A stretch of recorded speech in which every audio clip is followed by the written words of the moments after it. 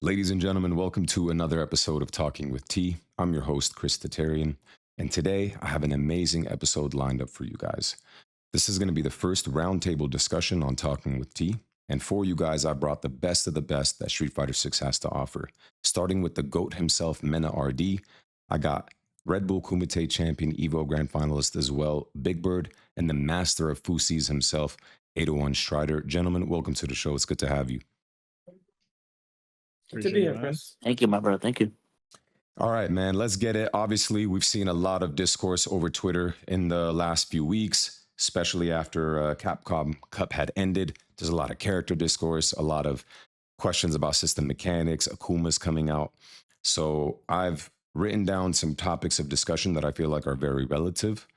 And I want us to all get into it and discuss it, give our own opinions. Because God knows we can't do it over Twitter. So let's start off with the first topic is, after all is said and done, how do we feel about Season 1 of Street Fighter 6? Overall impression of the game and standard that Capcom set, such as the online connection, ranked match, MR, online tournaments, and money distribution. I feel like to start this conversation off, we can go ahead and start with Mena. Well, my bro, I feel like this is the best Season 1 Street Fighter has had ever since I had the pleasure of playing the game. I started in Street Fighter 3, actually. But I started when Third Strike was already out, but then I played the other versions and I realized why Third Strike was already out. Then, if you go back to Street Fighter 4 Vanilla or Street Fighter 5 Vanilla, they had so many flaws. So I do have to say this is the best Season 1 of Street Fighter I've ever seen. The online is godlike. I feel like it's not perfect, but it's way better than the other ones. And I don't know. I feel like the game has a lot of flaws. As I said before when the game came out, and I still believe it, the game is a little bit random. The game is a little bit unstable for competitions. I feel like the system mechanics are very hard to balance right now, but overall, it's a very fun game. I really like what they've done, not only for competitors but also a single player content. And I feel like they did a pretty good job. I feel like the precedent is set, like that they're really working hard in being better, and you can only go up from here. Yeah. Big Bird, how do you feel? Yeah, I feel like this is probably probably the best Season 1 game so far. I mean, I wasn't around personally during Vanilla SF4, but I've played it, and not competitively, obviously, and I've seen a lot of footage. Yeah. Bro, that game was so stupid. Street Fighter 5, I've been there. I'm not even gonna start talking about, bro. The only thing I can say about Street Fighter 5 Season 1 is 8 frames of delay. Yeah. That already, that alone already sums it up pretty much, without even talking about the system mechanics, the damage, and everything. I feel like Street Fighter 6 Season 1 is pretty good. It's a fun game. It has flaws, like Mena said, obviously, but the netcode is amazing. I mean, I can play versus Europe. Not perfect, but very reliably. And I feel like this is very, very good. Online tournaments are more stable now compared to SF5. The money distribution, however, could be better. I don't think that's going to happen in the next season, considering the prize pool is a lot less for Cup and Cup. But yeah, the money distribution could have been better for Cup and Cup. I think it's going in the right direction. I think it's promising. I didn't expect Season 1 to be perfect. It's far from perfect, but it's much better than all the other Street Fighter games during Season 1. Yeah, I mean, I absolutely agree with you, Gustavo. No, I mean, I agree with everything you guys have said. This is the best Season 1 we've seen. I say it often. It's the best Street Fighter release. Bro, Street Fighter 5 almost made me quit Street Fighter. Like, that's how bad it was. Yeah. Going from a game that I, invested thousands of hours into, in Street Fighter 4 throughout years. And then they, take a big old dump on my desk and, tell me that here it is. Like, I legit wanted to quit the game. Yeah, they did a great job. There's a lot of areas of opportunity, and I mean, Mena does have a point in that system mechanics are going to be difficult to balance. Dude, I like how Meta said the game was scrubby like week 2. Everybody fucking crucified his ass, and now like people are coming to the realization that it is fucking scrubby. Yeah. But it's still like good scrubby. I don't know how to describe it. Like it's balanced scrubby. It's fun scrubby as well. It's fun Mm-hmm. scrubby, yeah, man. Mm-hmm. That's a big part. That's a big part of it. When you look at Street Fighter 4, for example, bro, there were 7-3 matchups in that game. There were 8-2 matchups. Yeah. Like, I don't think there's anything worse than the 6-4 in this game. Yeah, like I'd have to agree, definitely. But what was an 8-2 matchup in 4? Because I'm trying to think, was that T-Hawk Blanca or was that the Seth Geef in vanilla? oh Yeah, yeah, 1000% Blanca T-Hawk was Blanca insane. T-Hawk? And that one was like hardcore, like, yeah, that was like 7-3 close to 8-2. It probably was at 8-2. But yeah, there were just unwinnable matchups. I don't think that's the case in this game. Even the matchups they say are the hardest, like JP Zangief, Mm-hmm. like, bro, that's still very winnable for Zangief. So I do like the balance. And I am hopeful for the future, even though I think Capcom's kind of putting themselves in a weird corner because the game is going to be hard to balance. Mm-hmm. One wrong It's- balance change and the whole thing gets thrown out the window. Yeah, it's hard to balance right now because all the system mechanics literally are intertwined with each other. So if you're gonna change something in drive parry, for example, you're gonna have to change something with drive rush. You're gonna have to change something with something else, perfect parry. Like they're all linked to each other, so it's kind of hard to balance. Yeah, you can't change one thing independent of the others. You'd have to change the entire thing. And that's hard because they could end up making it way worse. So Yeah, that's true. it almost feels like as well with those types of changes that if you tweak one character's drive meter, then it affects them more negatively than another character. So you kind of have to look into the characters themselves and understand how to balance the drive meter usage or pair usage. Some affect more than the others. yeah, I mean, I Yeah. think the reward universally is just, right now with system mechanics, it's everybody has access to perfect parry, everybody has access to drive rush, but they're not all built the same. Yeah. Like, if there's some characters that if they get a perfect parry on you, like mid screen or even on the other side of the screen, they can corner you. So Right. like it's another characters don't. Like Manon gets a medal, So it definitely is a bit rough on that end where if you want to change per character basis, but we'll see, man. Remaining hopeful. Well, I say that because, one of the changes that I feel like would be really good for the game is to not allow characters to be able to do drive rush into a certain type of move that makes their hurt box really weird. Like an example would be like DJ drive rush sway or Luke drive rush into immediate knuckle charge. Like those types of interactions make it really annoying to react to drive rush. Mena, when it comes to like drive rushing and being able to cancel moves out of it, what are your personal thoughts? Because you try to react to it and then you get punished. Like, how do you feel that could be tweaked, or what are your thoughts on it? I do feel being able to cancel into a special move.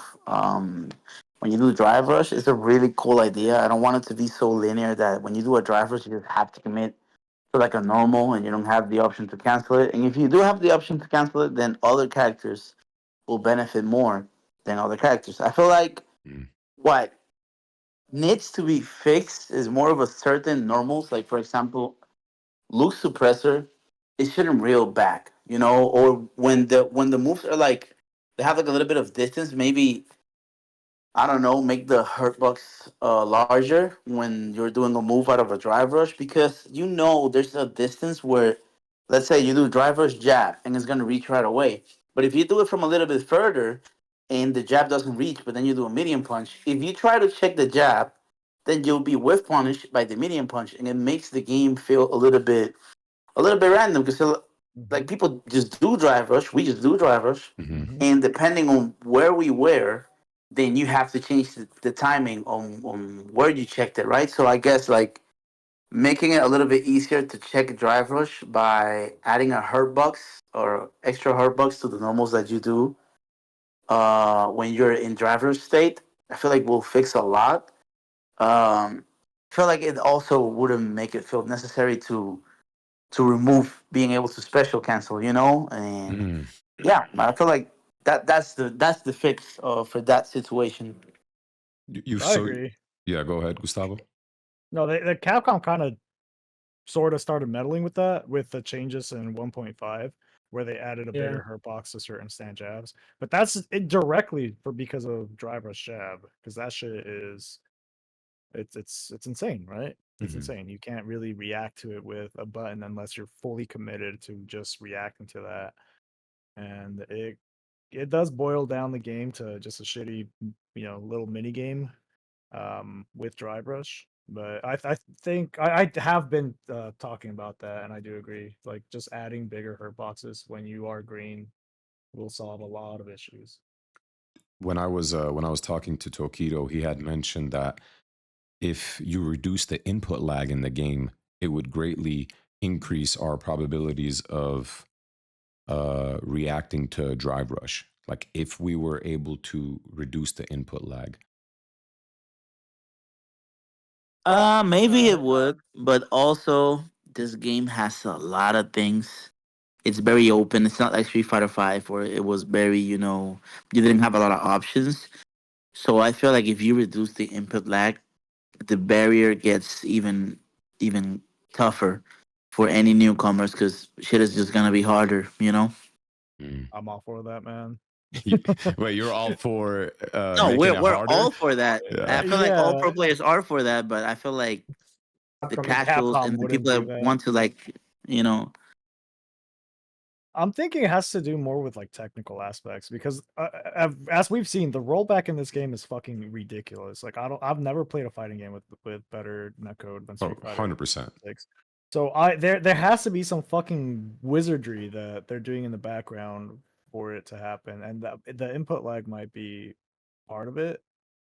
I know I've seen some theories floating around about that, but the input lag is annoying as fuck, man. Because drive rushes into overhead become unblockable unless you're Man. like committed to blocking high. Yeah, yeah. There's like certain sequences that Guile does from boom and then goes into like overhead. And if you're already blocking low, you kind of get hit.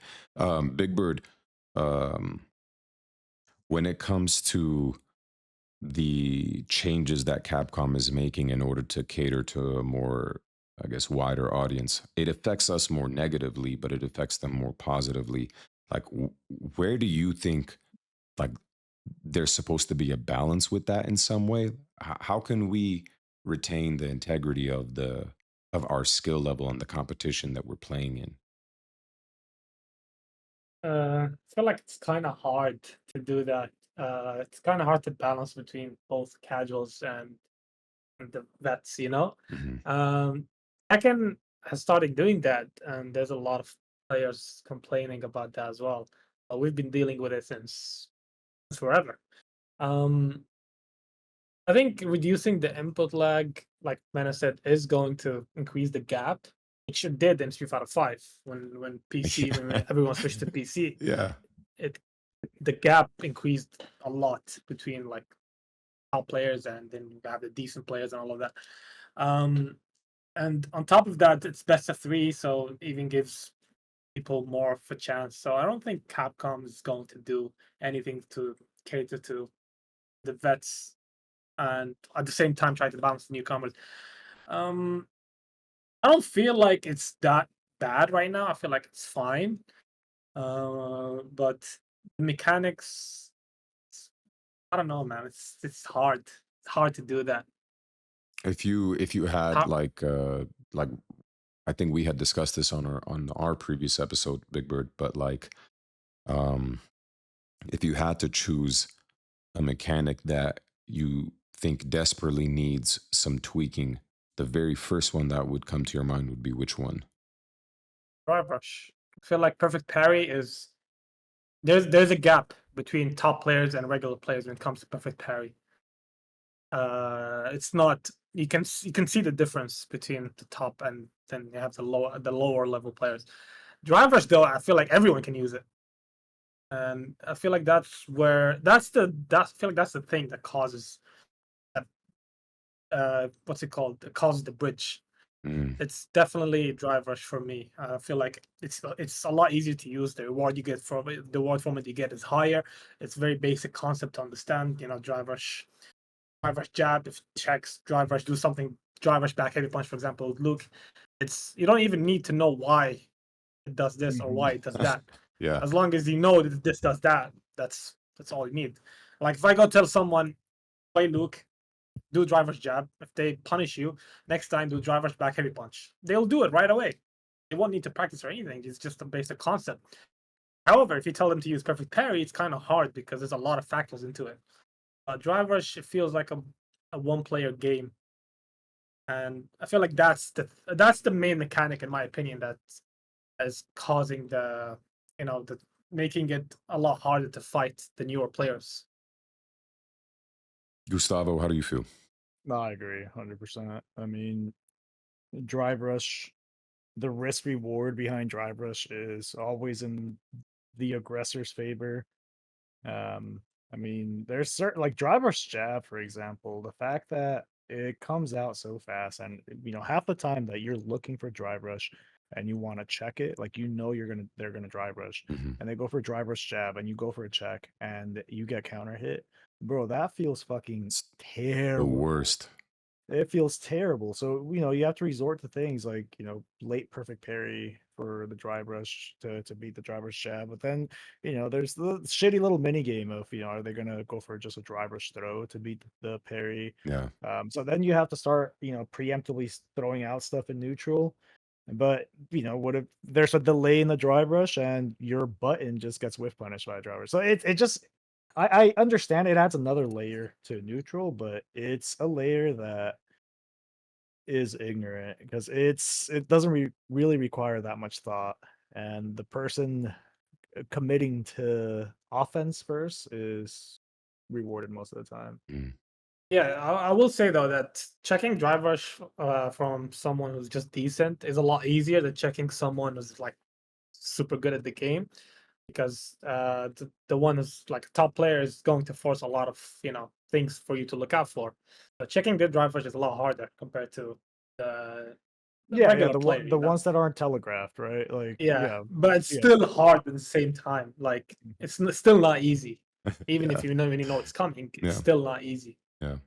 Because there's those players that have just the right amount of skill to at least make you think, and then they can get away with it. Mena, what do you think? My bro, I agree with what they have said. I mean, there's not a lot else to add, and that's the main issue. Drive Rush is very one dimensional. It's just the aggressor has all of the advantage. It's on you to be able to check it, and not only able to react to 15 frames, but also being able to uh, have the awareness to know where he's standing, if you have to delay your check or not, or what button will you use, or if he will cancel the move before. Like it's this kind of broken right now. So yeah, I agree with them. Yeah, It's a shitty minigame. I feel like we all agree that it gives me a very similar feeling from when in Street Fighter 5 in neutral, you knew someone was going to do an EX move, like an EX punch from Balrog or a tackle from Urian, but it almost just felt impossible to stop it. Like even though you knew that it was going to come, you just had to deal with it. Yeah, honestly, like, I'm gonna glaze Street Fighter 5 for a bit, and that's rare because I personally didn't like the game for most of its lifespan. Yeah.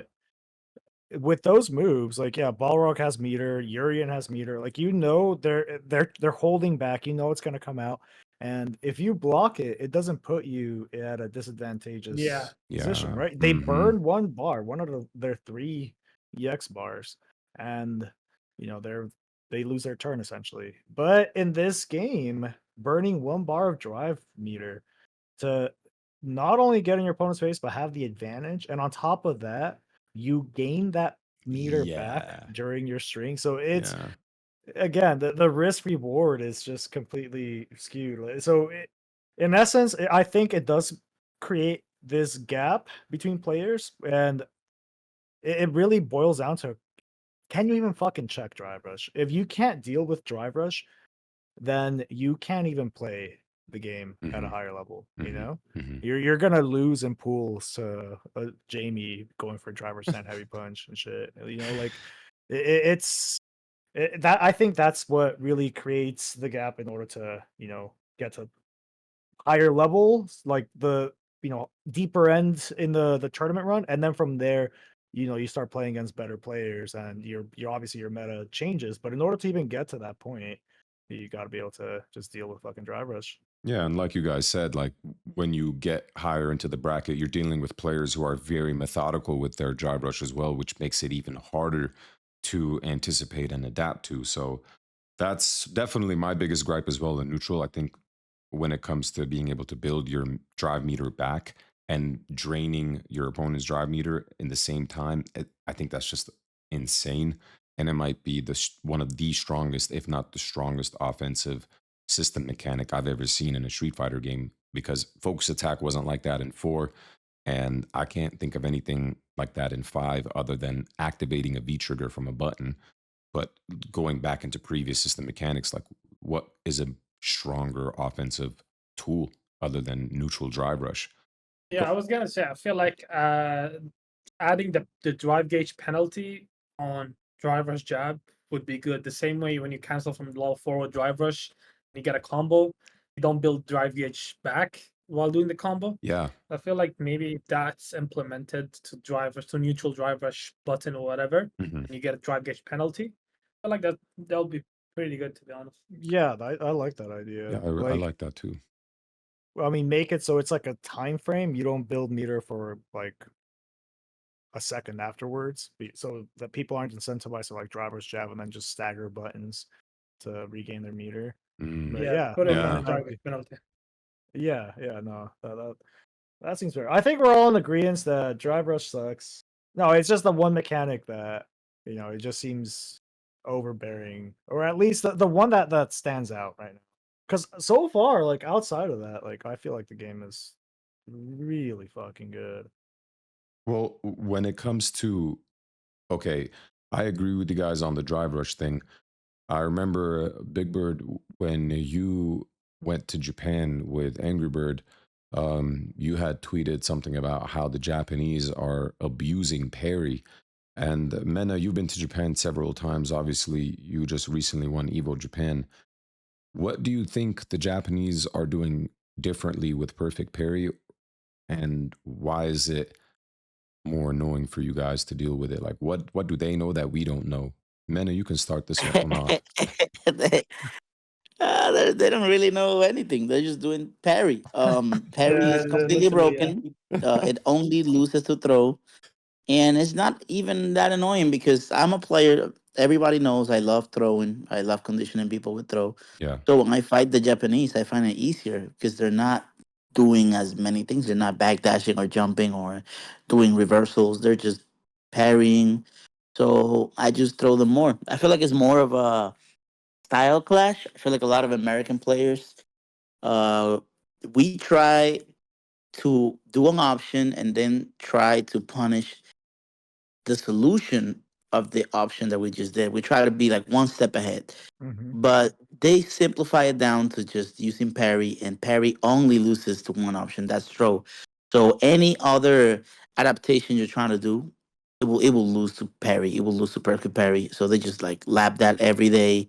They feel like they can control the timing. They practice the timing to perfect parry everything. Mhm. So yeah, if you rely a lot on sequences and you try to like play more Street Fighter than you should, then they will out Street Fighter 6 you, you know? Yeah, They will that's just true. parry you forever. But if you see it for what it is and you don't overthink, it's like, okay, they're just mashing parry. Let me throw them. Then they will have to play the same game as you know? Mm. Yeah, I mean, those are really good points. Big Bird, what do you think? Um, yeah, I mean, I kind of agree with Mena. When I went to Japan, I feel like trying to condition them with meaties is, especially as Marissa, I feel every charge button I was doing, it got parried. So after going to Japan, I realized, okay, maybe I should stop doing charged normals and just meaty them, throw them more. command throwing them more or something.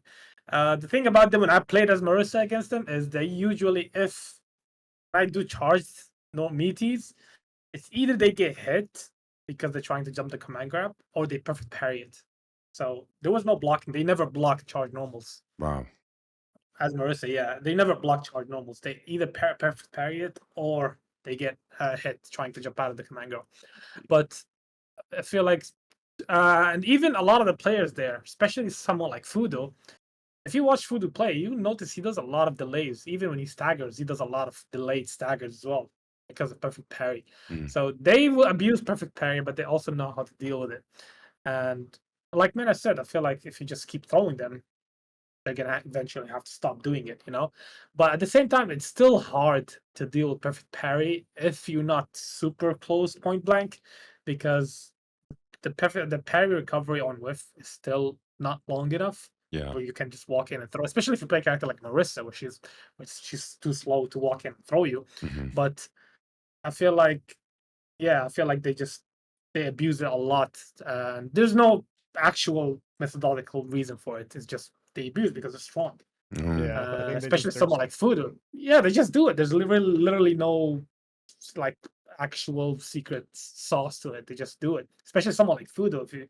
Fudo literally does a minus button into with parry all day. And sometimes there's nothing you can do about it because it's way too far. And if you start walking in from far enough to throw him, then he will just parry, drive rush, and punish you. Or jab check. Close enough. Yeah, or jab check or something. Or jab like check, that. yeah. Or jab check. I remember I watched Fudo play Do in Singapore, and every time he did sway, perfect parry, sway, Do walks in to throw him, gets jabbed, and he dies afterwards. So that's pretty much what perfect parry is. It's very hard to deal with at the moment. I don't think should be changed dramatically. I just think maybe an extra recovery. Yeah. And we could call it a day. Yeah, I was gonna ask you guys, like, do you think that perfect parry should be left alone going into season 2? I think the reward you get from perfect parry is, I think that's what really separates certain characters. Another reason, like, you know, the best characters in this game, they get the best reward from perfect parry. Like, you know, some characters will literally put you in the corner because you went for a jab string. And in the game with throw loops, having a reward that is instant corner is it adds more chaos to it. You know, that's why the game feels even more like scrubby, because Unstable. You know, yeah, just unstable, because shit like that can happen. They whiff a button and then you go for your own button, perfect parry, boom, you're in the corner, now guessing for your life. I think the reward for it should be toned, but that kind of comes with like throw loops too, right? I think they go like side by side in the fact that one leads to the other. It's hard to balance perfect pair. I personally like it, but I think it is way too powerful. The reward you get for it is too powerful. Capcom hasn't, like, we know that there's some changes to it. Like if your opponent is cornered and they get a perfect parry and they back throw you, they can't follow up with pressure, right? They can't, at least they can't throw you again. They don't put you in an immediate throw loop. We don't know what that looks like. We don't know if they're gonna have to spend the bar. I just watched. There's a video circulating right now on Twitter. Apparently, if you perfect parry and then you back throw them, it's a punish counter throw, right? Apparently, the punish counter throw right now, after you perfect parry, it doesn't do one whole bar of drive gauge. Yeah, I was gonna say that. Yeah. Yeah, and Akuma's back throw, from what I've seen in that video, it pushed him way too far. Like from that range, you can only do stand medium punch as a meaty, and I don't think he'll be plus enough to do drive rush jab. So maybe the same case for other characters. I know Marissa's back throw got nerfed. She's not close enough anyway anymore. I'm guessing it's a system change for every character. Yeah. I do hope if they do that they nerf side switches, you know? I was gonna say that, yep. Yeah, I will be fine if all of the side switches are like I'm not trying to downplay, kind of like Luke, where he puts you in the corner, but is not in the corner. It's like kind of mid screen. Or if it's like DJ, where he has to spend the meter, I'll be fine with that. But I don't want characters to be defined, like if they're top tier or not, is if they have a side switch, a meterless side switch. That will be terrible. I would just do perfect parry. I have a character with a side switch, and then you're done. Like, that will suck so much. Kami is one got nerfed. So who has a meterless side Ken. switch Ken. aside from Kami? Ken and Loop kind of have the same situation where where you're not they in the side corner, switch, but you're not in the corner. Right. Kami did have a broken side switch, which is the heavy target combo into dive kick. Yeah. Oh, I don't know who DJ. else had DJ.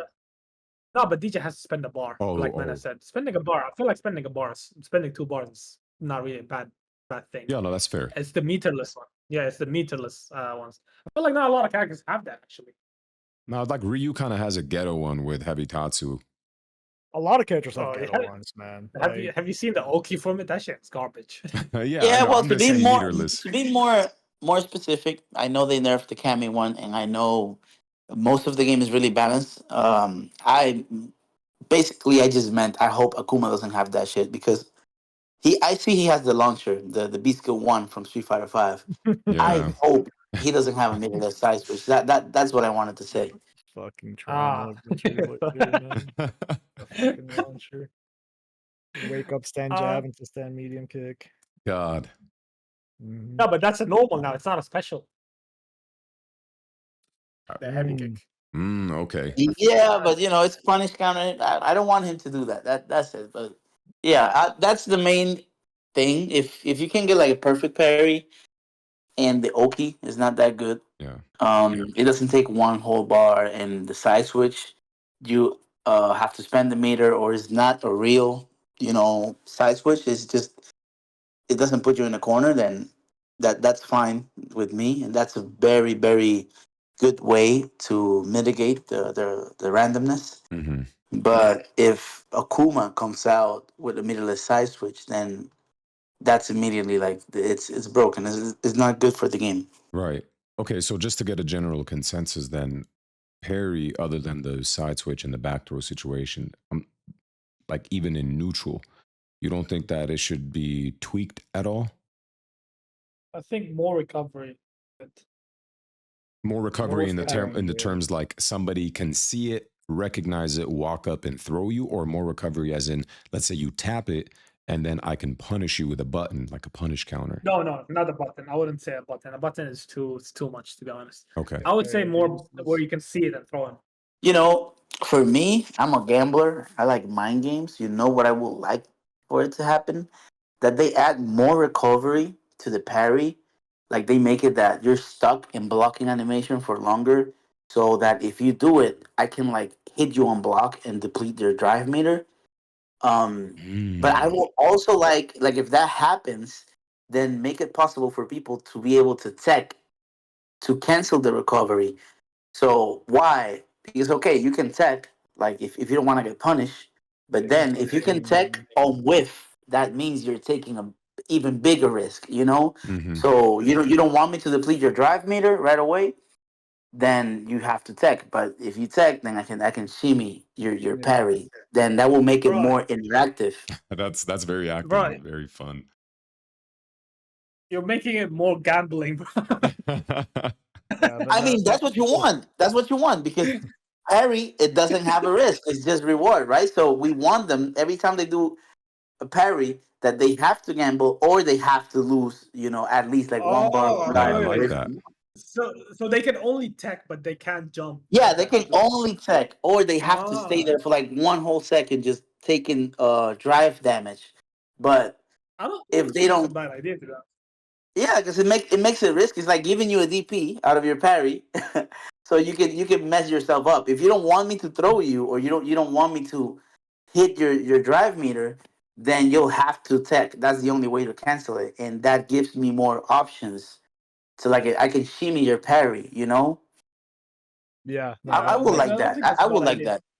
Yeah, like it's kind of possible right now, but only in the corner. Like mid screen, if somebody taps parry on you, you can't really go for the fucking shimmy. Yeah. Like, yeah, you have to commit to either like throwing out a button, like you see them blue, you throw out a button in case they fucking drive rush cancel it.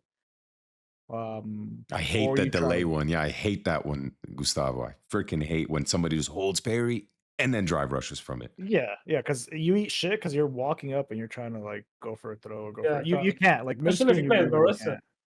Yeah, no, Especially if especially you as play as fucking Marissa. Marissa. Yeah, that's why I just opted like forward heavy kick. I don't want to deal with any of that shit.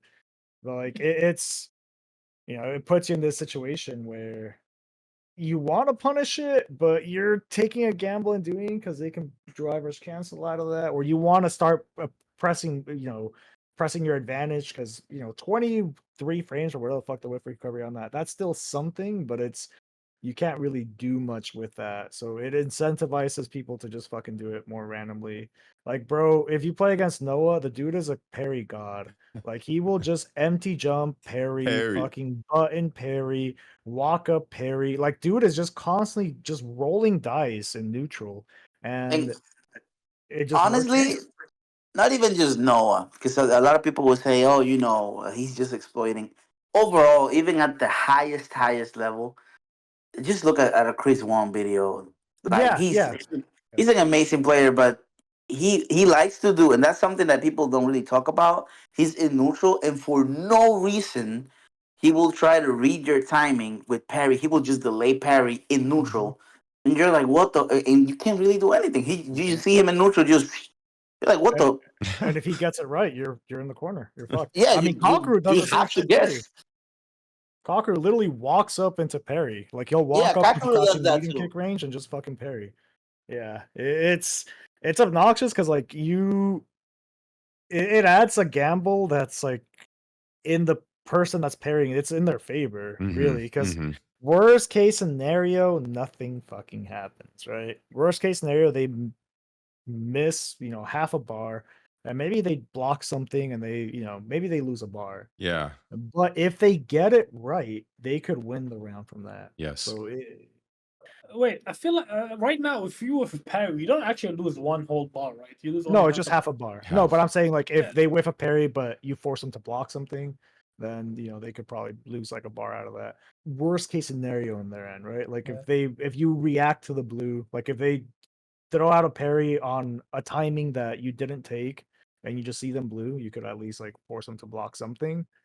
But that's what they're risking, right? Just a little bit of drive gauge, but the reward is Yeah, corner. and I was gonna have just another crazy idea just came to mind, and I it might be the best one actually. All right, I let's feel hear like it. if you whiff parry and you block, they should treat that normal, like a burnout normal. So like if you whiff the parry and you block it, then my shit is plus. That would be really good. Mm, Yeah. So you have That's to a little bit stop too. whiffing the parry, right? yeah. I like that. Like there would be some really fucked up tech from characters that have like long range normals that would be plus otherwise. Like Marissa, I'd just throw a fucking stand heavy punch and be +1 in your face. Yeah. Like that'd be, But I think for starters, whiffing a parry should not only cost half a bar. I think it should cost 1 bar. yeah. I agree I with think that for too. I starters, like that Yeah, too. yeah, I think yeah. But then it gets fucky because like drive rush would be more expensive too, which I'd be good. down It for. That's should good. be. No, it should be. Yeah. Yeah, I think it should be. It should be. Yeah.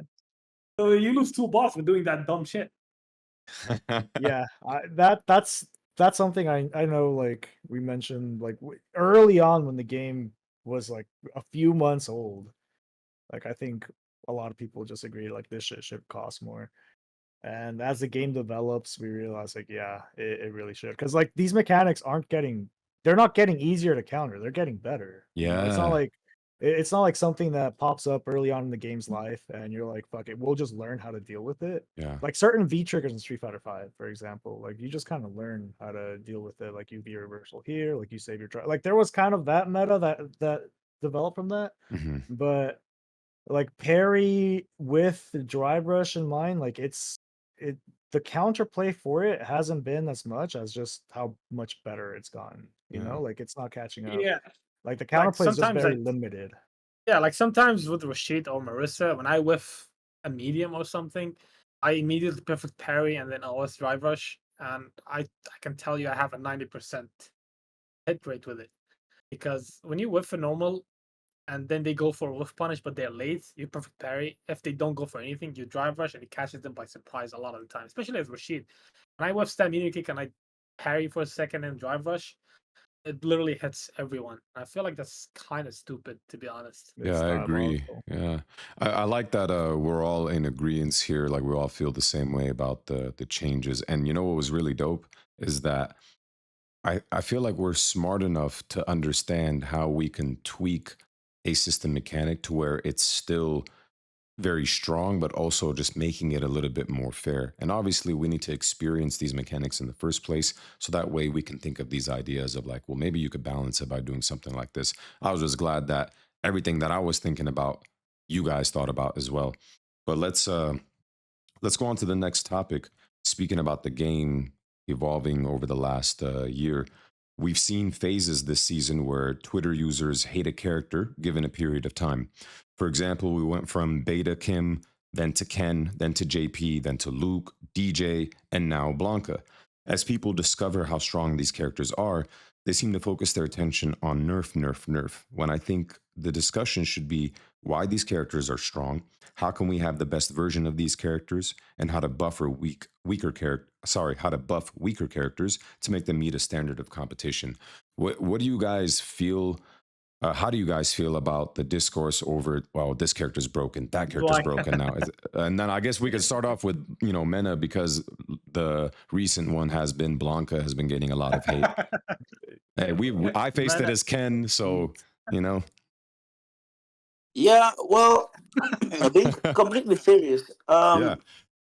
I feel like the discourse is something natural. I feel like anytime I play like my brother or I play you guys, if I lose and I see that your character has really strong stuff, we'll all complain like, bro, this character is crazy, you know. Yeah. But I feel like when it becomes, there's nothing to gain from it, and it's every single day just complaining, just nothing to improve. For example, if I fight you and you have Ken, I always complain, you know, oh, Ken Scotch medium kick, Dragon Lash, then you will turn that into, bro, but you can parry Dragon Lash, you know, or my medium kick, you can with punish it like this, you can use light kick as Luke. Then that's a healthy discourse, you know, because we're all improving. But all of these Yes. people, all of the it's the same detractors, setup. It's the same it's setup just as well. it's the same setup. You get the solution, and they're like, but this is not enough because I still have to guess. My brother, you are in the corner. I set up a doll. I have a level 2 active. This is supposed to be a bad situation. You are supposed to guess. This is Street Fighter. Period. 101. Yes. You have to Yes. guess if you're in the corner, right? Yes. And if you don't want to deal with the damage that will kill you, parry, take the throw. You get hit. It's true. You're gonna get comboed. You're not gonna die. You want to guess multiple times, but there's no answer in any Street Fighter where you will never have to guess. This is part of fighting games. There's a bit of an RPS factor, right? Yes. But they start complaining about the actual basis of a fighting game, and that's just complaining for the sake of it. I'm like, okay, this is just turning into crying. You know, this is just crying. And another thing that bothers me when the discourse gets like that is, for example, if I tell you, if I write right now, I tweet Abel. What did you guys think about Abel Street Fighter 4? Oh, dumb as fuck, just RPS, just Vortex. But then I say El Fuerte, that dumb as fucking Vortex, the same shit. Now they're gonna say hype because the person that used El Fuerte was Pepe, a Japanese player.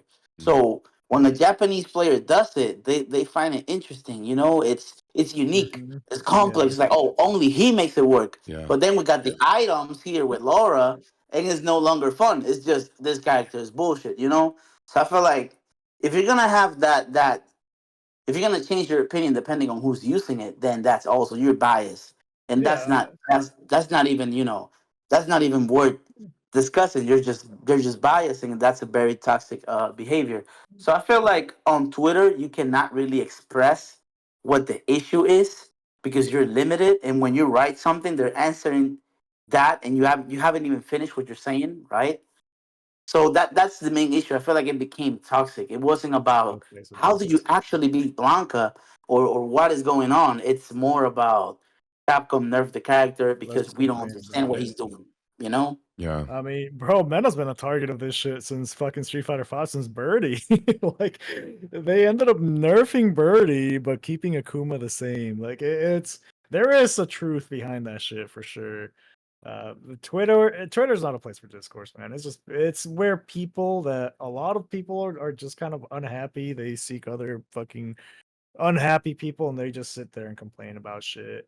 Like you can't have real discourse there. And anytime if you see like negative tweets end up gaining way more traction than positive tweets because 100%. people want to fucking go there and just bitch and whine and complain. Like they want to dump out their negativity there. Yeah. And it makes it into everything, every game, I mean, look at sports, bro. If you look at sports, Twitter's fucking disgusting.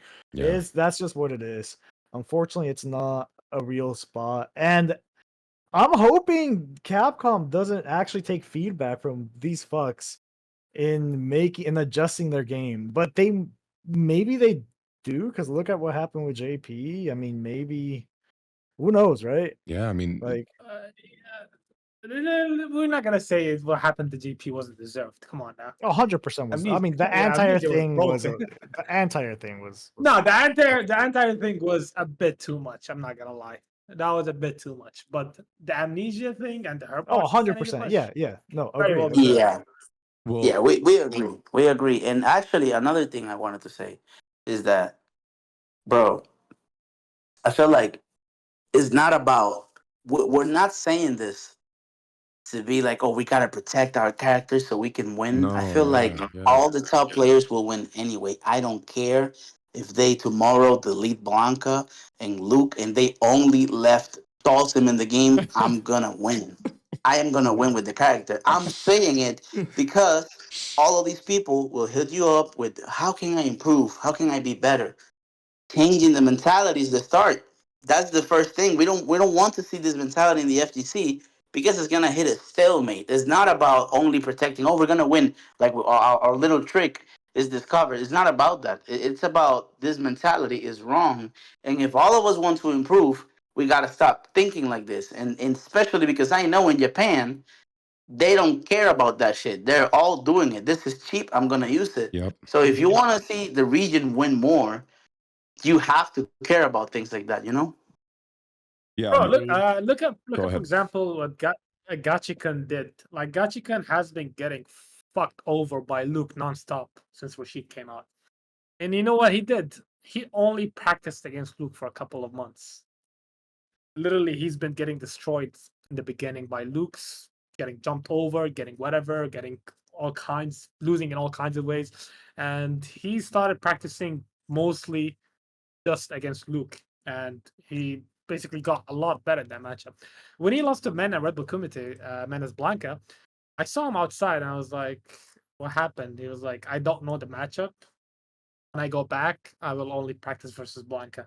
And that's what he actually did. I've seen his CFN. He's been practicing against Nemo, Aqua, and all the players picked up Blanca. I feel like JPs. there's a bit of a difference in mentality. Like they know something is broken, but they know they gotta deal with it. There's nothing that's gonna happen. Their first reaction isn't to call for nerfs. Their first reaction is like, okay, how can I beat that? They stop trying to go for solutions. But a lot of the times in the Western community, as soon as something comes out and it's broken or something, then the first reaction is not to practice versus it, but to, complain or ask for nerfs or whatever. Angry Bird does the same. Angry Bird, bro, I haven't seen someone complaining about JP more than Angry Bird, but he doesn't just complain. He goes into the lab, he fights, practices against the character, practices versus players versus JP, and now he's so good against JP, it doesn't make sense anymore. He still hates him, but still. A lot of the times, I feel like people would rather complain first than practice later or It's find solutions easier. later. It's fucking easier. Yeah, Man. It's way it's easier. a lot to easier. just- It makes them feel better about themselves because in their head they're not losing because they're Yeah, I didn't not lose. good. This shit's broken. Yeah. Yeah, the show is just broken. I feel like that's the difference in a lot of the mentalities. I'm not gonna decry Japanese to say only them. No, even top players outside of Japan, they all have the same mentality. Like if this is broken. Okay, I gotta practice versus it. Of Find course. solutions. Crimson is one of them. Crimson has been getting destroyed with Dawson in Street Fighter 5. And towards the end, he became one of the best, maybe even the best in that region Hmm. in Europe. There's a lot of players like that. They will provide solutions. You can hear them complain, yes, but they're also looking for solutions at the same time. It almost feels like maybe might be a bad example, but I feel like it's a good one. It's like a basketball player complaining that free throws are too hard. So can we please make the hoop a little bit lower or closer to me during the free throws? And then you have the other basketball players who are like, I'm just gonna sit in the gym and shoot 1,000 free throws a day. Yeah, like for example, let's say I went to the gym, right? I can't lift, for example, 100 pounds. Do I complain about it, or do I get stronger to lift it?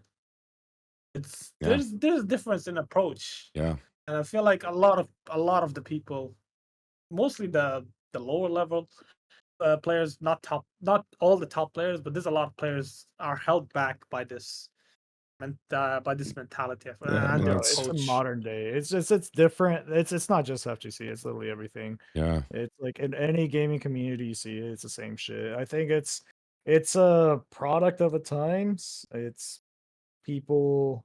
I mean, fuck, bro. I don't want to sound like the boomer. Like, oh, kids nowadays and you're fucking soft. But No, No, no, no. bro, It's mentality because I'm it 24, is, my bro. man. I'm 24. It, Yeah, it's no, it is. mentality. It is. It is. It's a time of it's common now. I think it's always been common, but people just have more options to fucking just vent out their frustrations and their complaints, so we hear them a lot more. Yeah.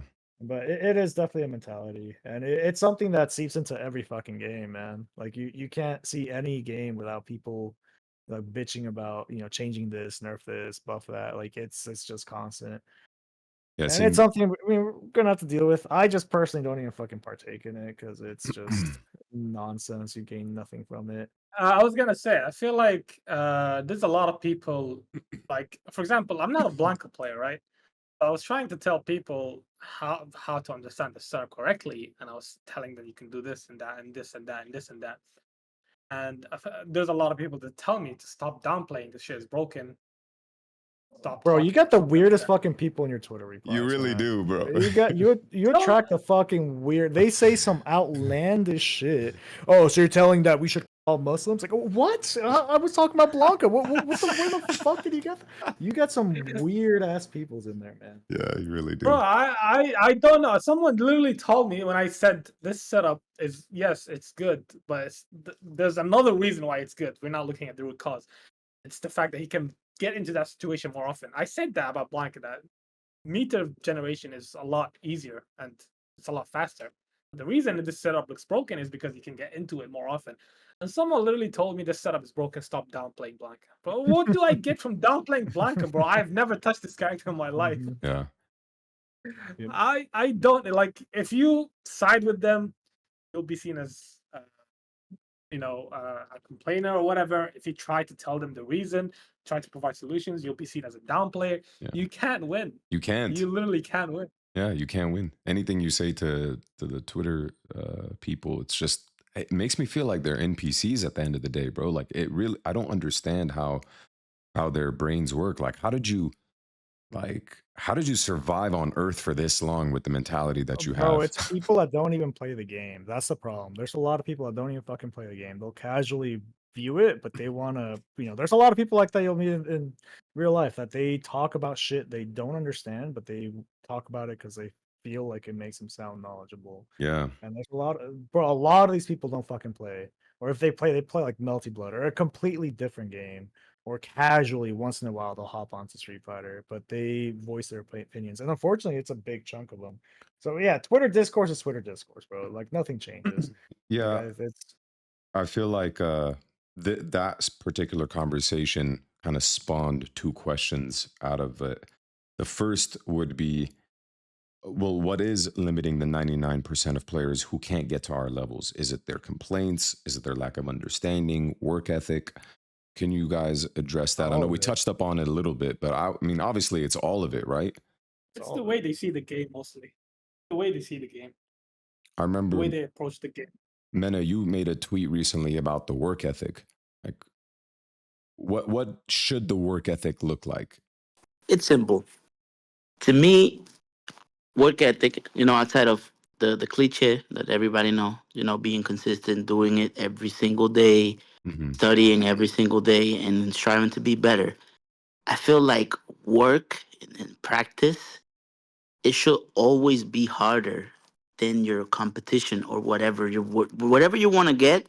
You have to go through it 1,000 times first, so that one time you have to do it where you need to do it, it comes out perfectly. When I'm gonna play, I try to make practice harder than the actual tournament. When I'm gonna talk, when I'm gonna give a speech, I try to say that shit 1,000 times before Yep. I even open my mouth. Like, you have to be prepared. That's work ethic. Be prepared. So when the chance comes, you can take it. You can capitalize. And I feel like for a lot of players, it's just a game. It's just having fun or streaming and getting a few bucks. For a lot of us, it's a lot more than that. It's about setting a precedent, because it's not only about the big money coming in or about millions. It's also about all the people that are watching and how you influence them. There's a lot of kids that are watching us right now. They're like, okay, how is he doing that? Do I want to sell him some dream that is not even possible? Oh, I don't care.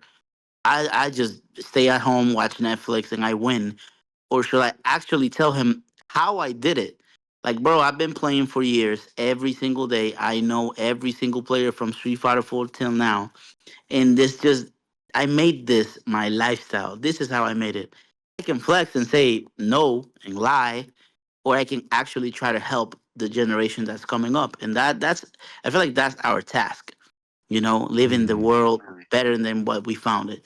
So in the FTC and esports in general, I feel like a lot of these kids that are really good at the game, they're not being honest with themselves and they're setting a bad precedent. And for a lot of other kids that are very hungry to do it, bro, there's just a lot of money. There's just a lot of opportunities, a lot of lives that can be changed. So act like it, be Yeah. professional and have that work ethic and be the best person that you can be. Not only play the game and being lazy and just, doing the minimum because you're already comfortable with what you got, but actually try your best, because you're not only doing it for you, you know?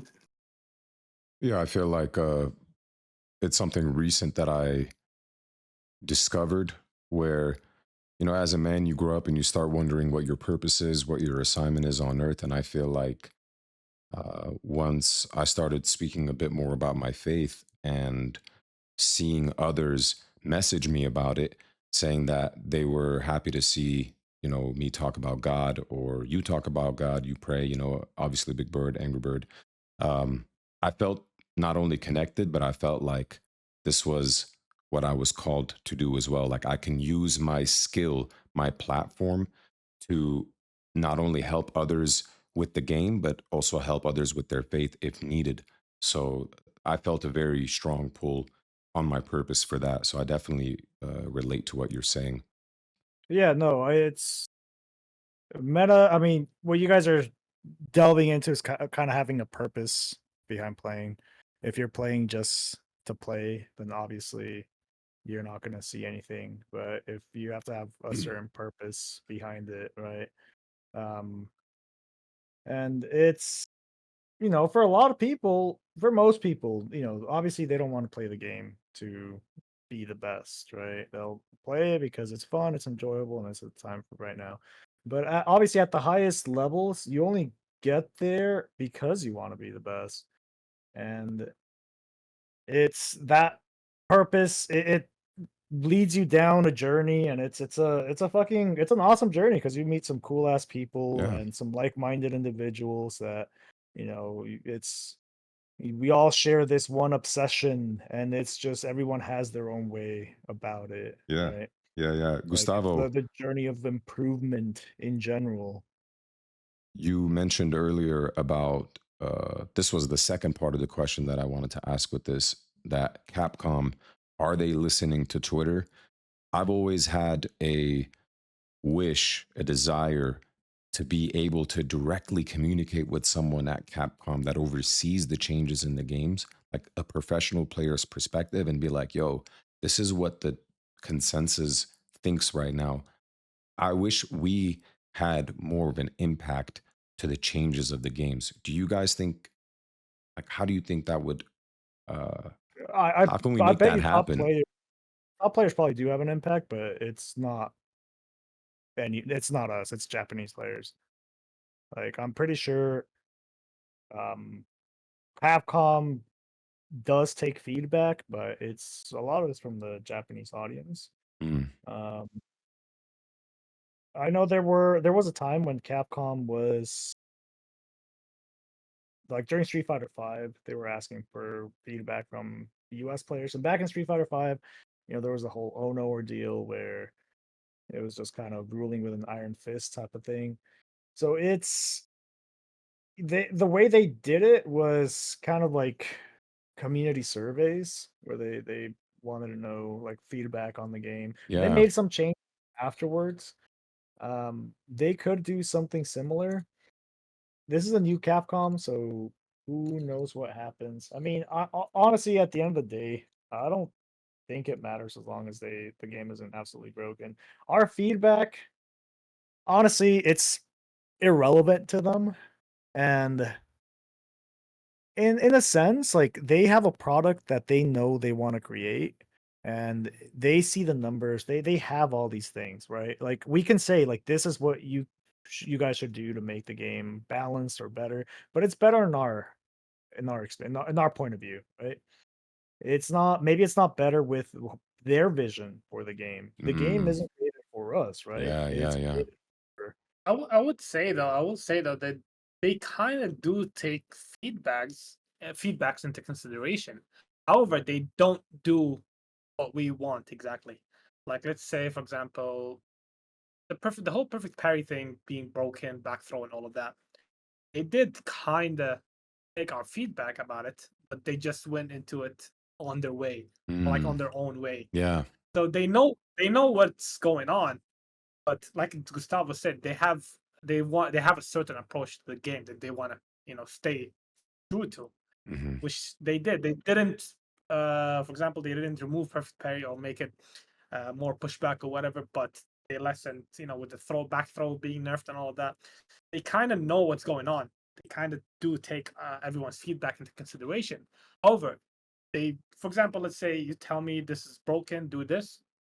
I will listen to you, but I will just understand what you're saying, and then I'll do it my way. And that's basically what Capcom is doing right now. Yeah. Is they're taking all the feedbacks into consideration. They're just not doing exactly what people want, and I don't think that's a bad thing. I think they, like Gustavo said, they want to stay true to their way of how this product works. But they do listen. It's just they don't listen exactly to what we're saying. They just understand what's going on, and then they go ahead and do it their own way. Yeah.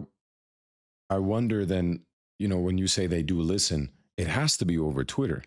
They have to be listening over Twitter because what other form of communication do we have? That's why I was hoping for some sort of community manager that is in charge of talking to, you know, the 1% and being able to get valuable feedback and criticism from us. What are your thoughts on that, Mena? I was gonna say before Mena gets to this point, I don't think having a community manager in public is a good option for that person's sake, because the We saw what amount of happened. complaints. they did get dumped on, man. Yeah, bro, they will quit in 1 week, bro. They will not tolerate. Have you seen how people act on Twitter? Right, I don't right, of think Yeah. that's course. yeah. Imagine they like, I don't know, love JP, and then somebody's like, "Yo, I'm gonna go to your house and kill you." Like, bro, Bro, these that They people person talk actually shouldn't go do through similar. it. get fucking death threats. People will send death threats for the Yeah, dumbest they shit. will do Yeah, it. They will do it. And another thing is, even though I feel like the benefits are there of that idea, I also feel then a lot of social politics will come in. Like a lot of the players, I don't know, a lot of the players right now don't really understand Blanca. I feel like they can get way better in the matchup. And it's just an example, right? But imagine out of the top 10 players, 7 of them are struggling against Blanca, and they don't really know the matchup. But instead of learning the matchup and actually figuring it out, they can just go to the community manager and be the majority and be like, "Yo, this character's completely broken. Nerf him," Mhm. Or if they go by popularity, most people don't know what the fuck you're talking about. So it's gonna be like whatever the mob mentality gets to. So I feel like it's not a bad idea, but I don't know how it could be executed. Maybe like an anonymous email from Capcom, like, you don't know who I am, but I'm in charge. Like, What the fuck? just tell me how you feel. All right. I don't know, man. It's tough. It's Yeah, tough. definitely a tough one. But okay, let's move on. What's the one area that you think most players suck at? Whether it's with punishing, game sense, meter management, and how do you think they can improve that thing? We can start off with Big Bird on this one. So you said any one area, right? Yeah, like what do you think most players suck at? Is it their whiff punish? Is it their neutral? Is it the meter management? I feel like the most impactful part, and I think the blanket discourse actually did kind of indicate what most people are bad at, which is basically the decision making and risk reward calculation. Hmm. I feel like with all the blanket discourses going on, it's kind of easy to pinpoint what most people are terrible at. It's basically that. I feel like it's decision making and risk reward calculation. Like, bro, if you die from a throw on 60 or 70%, why are you still doing that throw? Yeah. Like, like if I know I'm dying if I threw here, why would I do that? That doesn't make sense. I feel like that's, in my opinion, that's what most people, and that I feel like that also separates the top from the grades. It's a decision making. It's at the end of the day, everyone will know how to punish, everyone will know how to combo, everyone will know how to meter manage or whatever. There is easy indications of that. Decision making at the heat of the moment and the risk reward calculation, that shit is not easy. To be Mm. fair, it's not easy, especially when you're put in a tough situation. Then you have like 1 second or like less than 1 second to calculate all of it. Like, that's not easy, but I do feel like that's what separates the best from the top players. It's a really good analysis. Gustavo, what about you? I mean, decision making is probably the biggest one for sure. I think general game plan. If we're talking about like what separates good players from the best players, We can, yeah, that could be part of the discourse too. Yeah. I mean, well, is this in particular like top players to the best players? Like, what are we comparing here? I think we're talking about the consistent top players over time against the players like you're seeing on Twitter discourse, or the average player that just can't, that seems to have plateaued. Okay, if we're talking about the average player, that's completely different. Below 'cause- average, average, and yeah, bro, Average top player. yeah, yeah, average they top just player. don't have they don't have a game plan, man. They hop into a round and their game plan is I'm gonna hit them. Like there's not a more methodical approach to it where if you actually think out your options, you'll be more consistent because you understand these little micro interactions that are happening. Like if I walk forward and he walks back, these are the options that are presented. I could keep walking forward in case he wants to walk backwards more to force a whiff punish. Maybe he walks forward and I press a button here. Like these little scenarios, like they they're not understood, but it comes to like a bigger issue. Is just no fucking game plan, man. Like I want to stay in this, something as simple as I want to stay in this range and I want to push him to the corner. Something as simple as that. That's what, like, the average player doesn't conceptualize that. They know combos, they know setups, and they're just trying to brute force their way into landing them. So they'll just turn green, they'll fucking jump, they'll just start swinging like crazy. And it takes a bit more thought to get to that point. And in order to break out of that fucking plateau, it requires a lot of work, man. I mean, we've all been there. We've all, picked up a fighting game and learned some combos, and now we want to land them, but fuck, I can't. I jump, I anti-air. Like, what do I do? Like, they anti-air. What do I do? And that plateau, I think, requires enormous amount of work in order to get through it, because you have to understand everything pretty much, like the ebb and flow of things, like not like knowing when to be active, when to be reactive, like little timings, knowing how to like actually pay attention to what your opponent is doing instead of just figuring out what you want to do. There's a lot of things in there, man.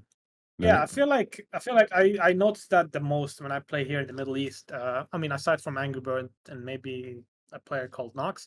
So I feel like the difference between us and the rest of the Middle Eastern players is I feel like they're not trying to play a dynamic game. You know, like when a top player plays a top player, you see them. It's like a chess match, right? Define very dynamic. the dynamic. What do you mean by a dynamic game? Like different It's looks. I'm it's like assuming, right? yeah, it's like how you're adjusting based on how he's adjusting. So there's several adjustments going on to each other. Yeah. And the difference between a match, like let's say a match between Angry Bird and Mena, and then you get a match between two other, let's say, average players. Yeah. Those two average players will just do what they want to do. Like there could be a reason why they want to do what they want to do, but there's no changes, there's no adjustment, there's no adaptation, it's like they're not playing versus the player, it's like they're playing versus the game. And they just do what they want to do. But if you watch Mena versus Angry Birds, for example, these two players are playing a chess match versus each other. They're constantly adjusting to each other. Yeah. It's a very dynamic set between them. There's several adjustments going on in one round. And I feel like that's what a lot of players also.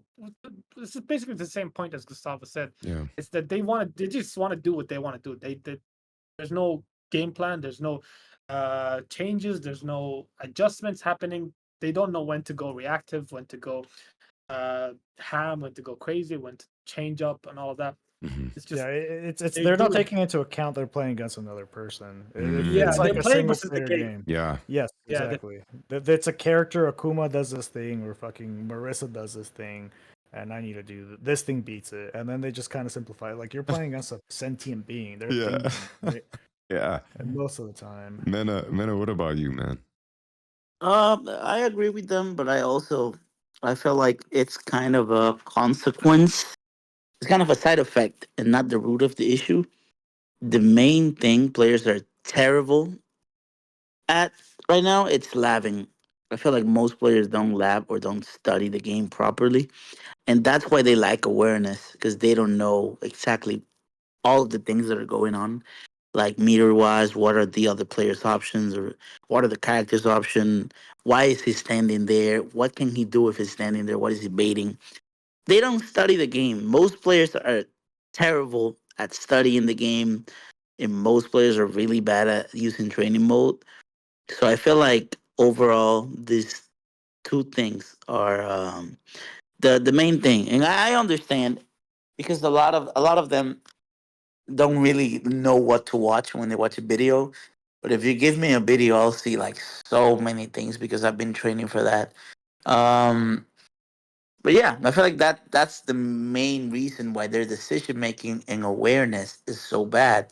It's because they don't know what options the other players have, and they just have this tunnel vision and they only see in their mind what they want to happen, and they're not ready for all the other situations that can arise. I mean, we could take it a step back, actually. Like, and I think the root of that is just no accountability. Like, no. Yeah, Like, also, if you lose to something and you're not curious enough to figure out why the fuck you lost to it, like it shows kind of lack of accountability, because you're just think to, oh, that shit's just cheap. I no, it's just scrubby. I got fucking random now, and then leave it at that. Right? You kind of take accountability away from yourself. No, you didn't lose because you weren't aware, or because you fucking tech right there. No, it's because this shit's cheap. And then that's You know, it. You wash your yeah, hands, my and then bro. you fucking keep walking. That's true. I said, so these people, the Big Bird and Strider said people are bad at recognizing what could go wrong and they don't know how to make the decisions. Then I Yeah. said, the people are bad at recognizing what's wrong. And then Strider said, people are bad at recognizing they even did something wrong. So I feel like that's the steps. That this is just one on one. Like you lost. Even when you win, we all do errors and then mistakes. Yeah. It's just let us watch the video. Let first. I know I made mistakes. I know I did things wrong, especially if I lose. Then let me watch the video. How did I lose? If I have access to the video, if not, let me ask players. Let me go to training mode and recreate the situation. And then when I play, I have to keep in mind when I'm in the situation again, what can I do better? How can he adapt? Hmm. But that's actually the process. You have to be accountable first. That's the main thing actually. Yeah. I feel like players are ass at having accountability. Yeah. Man, My favorite thing. My favorite thing. Mena did say players are bad at labbing, right? mhm. When that Black Hat Discourse was happening, I've seen a lot of players say, "Oh, Black has a character specialist. You can't lab against him. You need to know you need to play the character to be able to lab against him." And I'm like, What does that "Oh even my mean? god, bro!" Does Like that even mean? Black, yeah, because Blanca is considered a very hard character, to use, and it requires a character specialist to develop all of these setups. They say you can't go into training mode and replicate that scenario on your own if you don't play the character. The thing is, those setups aren't easy to replicate. So it's easy, like people, if they see those setups, because I tried learning Blanca for a bit just because I have no fucking idea what this character's doing. I just wanted Yeah. to figure out what was happening. Bro, a lot of these setups are not easy to do. Like it took me several tries in order to like replicate a simple setup.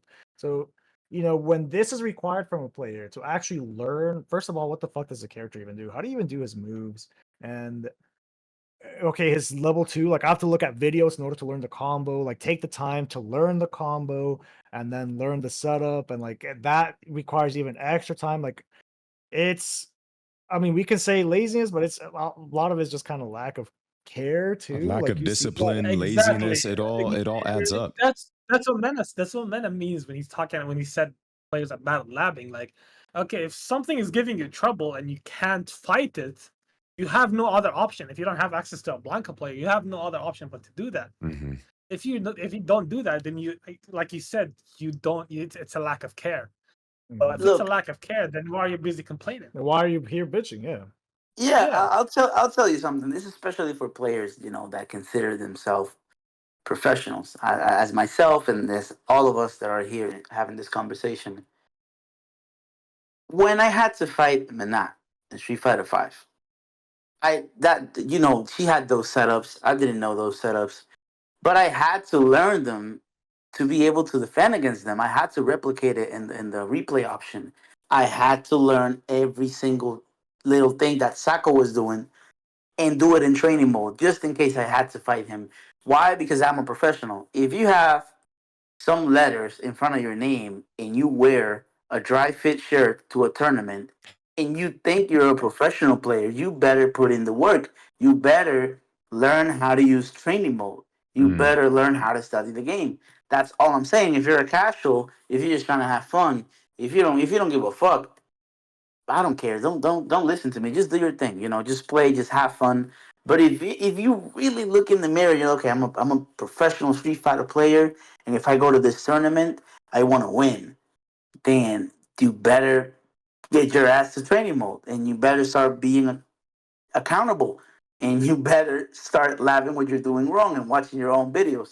That's all I'm trying to say. And not only Blanca, overall, all of these people, I've played them in tournament. I've lost to them in tournament. I've won in tournament. All three of you, and I've had to laugh your characters. When I lost to Strider with Laura, I had to laugh Laura. Big Bird, same thing, my bro. Like I had to laugh against you, Luke, Rashid, Marissa, all your whoever you use in any game. I have to laugh, and Christy too with Ken.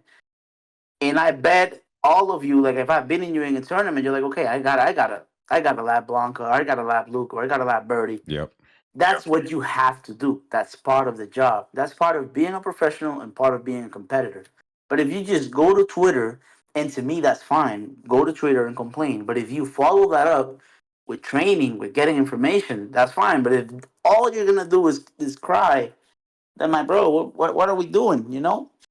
I think the Yeah, best thing that was said here was holding each other accountable. I I'm think back. having a training partner as well is really good for that. Like how Big Bird has Amjad, how Mena, you have Kaba as well as your brother. I mean, I had Brent for the very longest time, and this whole year, you know, you were my accountable training partner. Like it also helps you become a better player when you have somebody around your skill level that you guys are helping each other grow by holding each other accountable anytime someone is complaining. yeah, I feel like that's very important to have. Even if you have no one, I think the most important the most important step is to be accountable to yourself. If you're not Yes. accountable to yourself, someone else is not gonna make you accountable. You know, he's No. only going to encourage you, but it Yeah. starts with you. Absolutely. Honest, I- that's why I'm a big fan of, like, again, there's a lot of similarities in people that try to compete in anything competitively, and go through this process, go through this journey, and that whole accountability thing. There's a lot of, like, self growth that happens Yeah. during this journey, right? Yeah. And I feel like you cheat yourself out of it if you kind of just want to take shortcuts. Like, you know what? I don't want to fucking deal with it. I hope Capcom deals with it. Yeah, I Like, feel like obviously, that's how like regret is created when you just don't hold yourself accountable for the mistakes that you're making as you grow older in life. You start regretting. yeah, for sure. I mean, that's part of it. But mostly it's just you're not going to see growth. I mean, Mhm. growth comes from, like, figuring out flaws in you, and you have to be self-reflective, and you have to, again, accountability comes with that, and being able to fix these things. I mean, obviously we're talking about Street Fighter here. There's more of a general thing, but it's the same concept when you're trying to improve in literally anything. Now, that's not to say that certain things shouldn't be fucking nerfed. Like, that's 100% not, but people should absolutely do some work before calling for, like, any of this shit, right? Like, if you don't even know the answer to, like, this, like, layer one shit, like, it's not like if you fucking labbed it for hours and hours and you're like, yep, this has zero solution. Yeah. This actually just breaks the game, bro. You didn't even try. You got Right. hit with it. And you're like, nah, fuck this shit. Sucks. Right. I wanna ask you guys about your adaptation because I personally feel like adaptation is such a critical part. And you know, Mena, you mentioned it. Big Bird, you mentioned it as well on how they're having a dynamic chess match. Um, how did you improve your rate of adaptation? Like, what tendencies, reactions, or responses are you guys looking for in matches, especially in that 2 out of 3? Mena, we could start off with you because I feel like you are the hardest player to adapt to, and that anything I do, you're already 10 steps ahead of me, bro. How do you adapt so fast? My bro, it's preparation. You know, I try to be in every single situation possible. I like if I knock you down after a throw, I try to practice that 1,000 times. If you are out of range of all my pokes, I try to practice that 1,000 times too. Like every single situation, I'm just comfortable with because I've practiced it a lot and I've watched it in videos too. For example, I won in Japan. I played a first to five with Andy Walker. All of this time, I've never played Ed on my life. It meant my entire life, I've never fought Ed. But I've been watching his videos every single day. I just Mhm. found them fun. Then I went to Japan. I played him in a FT5. I won right away. How did I win? Because I already knew everything that the character did. Because I put myself in the situations that I was watching, and I just kept learning new situations every single day. If I play 1,000 hours against Ed, but I never learn anything new, I'm just playing just to play. Or if I study, I never play Ed, but I study the character every single day and I lab every single day, then the person that studies is gonna perform better because they're gonna be more familiar They're prepared. with the Yeah. Yeah. situations because they know what's happening. You can have the experience and don't be exactly sure what is going on, or you know exactly what all of his options are, and that's what I try to mix. You know, so I feel like that's the main part about my adaptation. And as a small tip is that I focus a lot on where people are standing, where how the spacing is laid out in the match. where you like to stand, where your character is really strong at. For example, I'm not gonna fight Marissa at the range where nothing reaches but her standing fierce, because risk reward. If I whiff, she's gonna kill me. If she whiffs, I'm not gonna do anything. You know, she's gonna have to give me a Gladius. And outside of the range, then Gladius is safe. It's gonna hit me on block. I'm just Mhm. gonna have to parry. So what do? I play outside of Gladius' range, and I know what are her options. Superman punch, coming in, try to walk me down. She's low as fuck, so I can like fireball and do some shit. So she either take a risk, or we're just gonna play then dance the whole match outside of the range. I That's how see. I'm gonna approach it, right? And that's how I feel like you should approach every single matchup, taking into account where does the character shines. You know. Mhm. Yeah, yeah. There's a lot of information that your opponent's telling you just by where they are. Like, for example, as a Marissa, if I see Meta or somebody like stand outside Gladius range, I know you're looking at with Vanish Gladius, right? Like it's these little cues that people are telling you without like actually showing you. Like you don't have to whiff a Gladius in order to know that they're trying to whiff punish it. Mm. But yeah, Meta does bring a really good point in just fucking preparation, because there's so many little interactions that are happening in the game. It's it's easy to boil them down to just the simple ones, like, oh well, you drive rushed here, or jump here. But there, when it comes to like movement and things like that. If I walk forward, you're outside of Gladius range. What if I walk forward? Do you keep walking back? Of Or course. there's gonna be a point where you're not gonna want to do that because you're gonna be close to it. So what do you do? How do you react to that, right? Mhm. Are you gonna press? Are you gonna try to take this space back? How do you do it?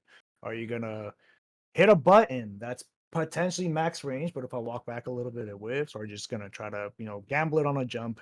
Marissa, maybe she doesn't anti-air or drive. Like you're kind of forcing an action from your opponent. But adaptation, bro, I mean, Mena fucking has it straight on, and I mean, he's the best at it, and it Yeah. really is the preparation. It's if your opponent is giving you a new look, or they figured out a counter to the layer that you brought out, you figured out a counter to that counter, but then they have the counter already, and you don't have one in mind, you're kind of fucked, You're because cooked. the game, bro, rounds last quick. 10 seconds, you're done, right? So if you don't have an answer right away and you have to sit back and think about it, you're done already. They're turning green and you're getting fucked. Yeah. Big Bird, what about you? Yeah, I feel like just knowing your options, knowing like Amanda said, where the opponent's character shines.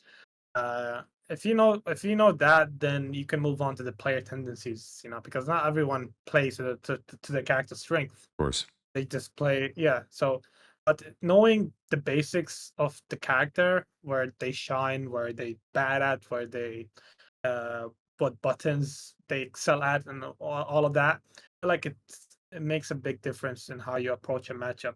And then there's the player tendencies, which you can fight if you know the options. So it all boils down to knowing the options of the opponent's character and knowing what your character can do to it. And yeah, I feel like that's pretty much it. Experience does help, but like Mana said, if you're just playing to play, even if you play the matchup 1,000 hours, but you don't actually study the matchup, Yeah. it's it's still going to be hard to fight. Beautifully So said. I feel Beautifully like, said. yeah. No, I was gonna say if you study the character and the options, then you're pretty much good to go. Yeah, that was beautifully said for sure. Okay, last question that we have here. What do we want to see for season 2? Character changes, system mechanics, anything like that, anything that you can think of off the top of your head. Gustavo, we could start off with you. Bro, I'm not a fan of throw loops. I think they boil down the game to just its purest simplified rock paper scissors, but they're not going away. Um, I mean, they gave Akuma a throw loop, so we know we're gonna have to deal with that Yeah. for another year or so. I mean, honestly, I don't expect big changes. I think the game is well balanced enough where huge changes aren't necessary. I Maybe agree. smaller tweaks here and there. The thing is, like, it's balanced in such a way where even if you give, a quote unquote bad character, because I really don't think there's like actually terrible characters in this game, like unplayable. Yeah, neither do I. We don't have Vega fucking V reversaling himself into the corner in this game. Like there's the characters in this game can fight, but it's, if you give, for example, Manon players are asking for a faster drive rush with Manon. Like something that sounds on paper sounds so simple would break the game. Like drive rush into command throw would be a legit fucking jump scare in neutral, and with a character that already has crazy like good buttons, like it just becomes another season 3 Abigail in a way, Yeah, or season yeah. 1 Mika. Yeah. I think the best we can hope is just what so far what we've seen is good. Just Good, small yeah. So tweaks far, here what and is there. good. That's Yeah, good, small tweaks here and there. There's nothing crazy, they didn't give, Zangief a gun. Like small tweaks here and there, just kind of more um im- to improve your overall experience, I see. like quality of life shit. That things that should work don't work, kind of fixing those things. Yeah. It's gonna change as they add more characters, obviously, because they're gonna introduce new levels of broken, and that's a whole We're about nother to we're about to get hit with that. Big Bird, what about you, man? Yeah, I mean, I'm not hoping to see any big changes. I feel like what we've seen so far is good enough. Maybe some small tweaks on characters. For example, certain level 2s, Rashid, Blanca, JP, all of that. They shouldn't build meter while the what's it called? The super is active. I think that's fair, but I wouldn't nerf Blanca's level 2 directly. I'll keep it as it is. I think it's super fun. I think it's creative. Same thing with JP, same thing with Rashid. Yeah. I don't want them to nerf it directly. I want them to nerf indirectly, which is basically the meter. I've been asking for decreased meter gain for so long now, and I think people are starting to finally agree because you're seeing a lot of supers happening. But I don't know if that's going to happen. But I would love to see meter gain decrease, Mm. and maybe more ways to penalize your drive gauge. Like driver's jab puts you on drive gauge penalty. I think Parry puts you in drive gauge penalty. Stuff like that. Things to make you think more rather than change up change up how you play. Just small tweaks here and there. And obviously some character tweaks. I wouldn't even call them changes, just tweaks. Yeah, very well said. Mena, what about you? I have two wishes. Two wishes. One is in game. One is for the Pro Tour. Um, First wish is in game, and is please fix the inputs. I'm Ooh, tired of the inputs being this bad, and I just feel like I just want what I'm trying to do to come out. I hate when sometimes I do something and the game rates it differently. So that's the main thing. Just please fix the inputs, balance the game however you want. Put the twins in the game. I don't care. Just improve what really matters, and we'll figure the fun out. And the second one, it's for the Pro Tour and overall, just for any tournaments in the FGC. I'm seeing a little shift. Prioritizing the viewers instead of the players, but I want to balance that a little bit. I feel like what we witnessed last year in Captain Cup cannot happen again with this random format. Ooh. It's That really was fun to rough. watch, but my brother, there's no way you're gonna have the two South African players in the same pool.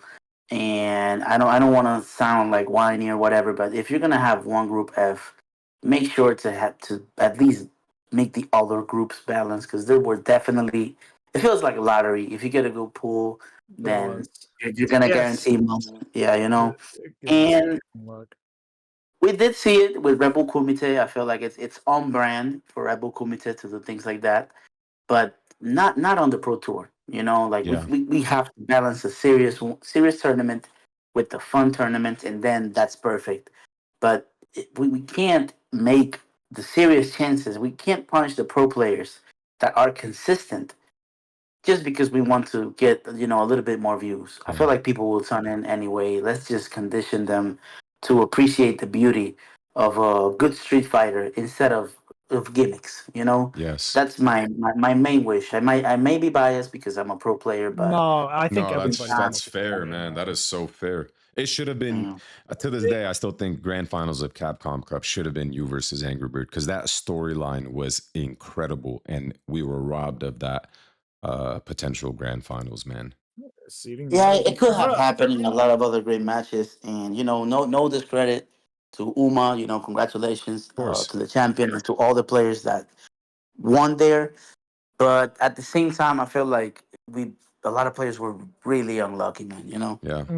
I think Yeah, you tournament. can't There's a have- lot of luck involved in tournament, but like it's like kind of draw the bracket, so to speak. But this was different, man. This was groups just to get a chance at a bracket where it's first to two. Like there is way more RNG in that shit. Mhm. Way more, like where even if you're the best player there are good odds that you're not gonna fucking make it out.